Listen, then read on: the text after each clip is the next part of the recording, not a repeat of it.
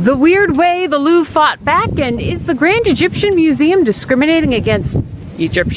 It's time for a snack break. Ah! Starting off in Paris, where the Louvre's last line of defense has been revealed. Turns out that the tools the thieves used to break into the display cases were actually designed for concrete. So they cut through those things like butter.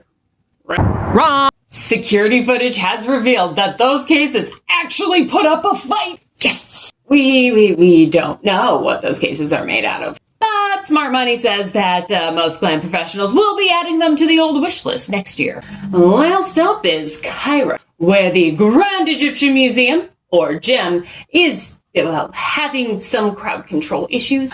Images like this one came out a couple of days after the grand opening, showing thousands of ticket holders who've been denied entry. GEM's attendance cap is 20,000 visitors, and that day their ticketing system, 27,000 tickets. That is not good. To anyone who worked admissions that day, Masalam alaikum. I have also worked admissions and had to deny people entry a few times. It was very unpleasant. Mostly.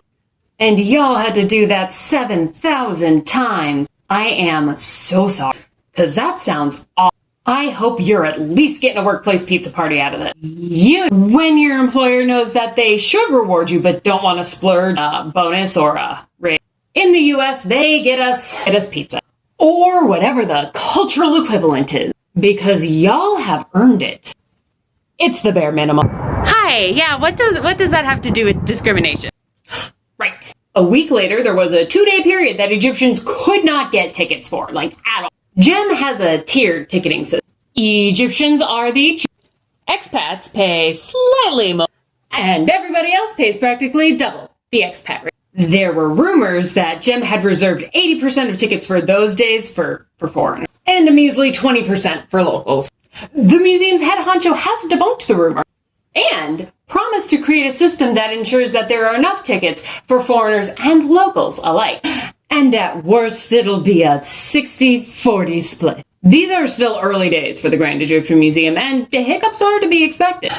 But GEM could lose community support over this. So we hope that a satisfactory solution is found soon. All of that and more in this week's serving of the Weekly Tea with the museum. Skip the FOMO, subscribe to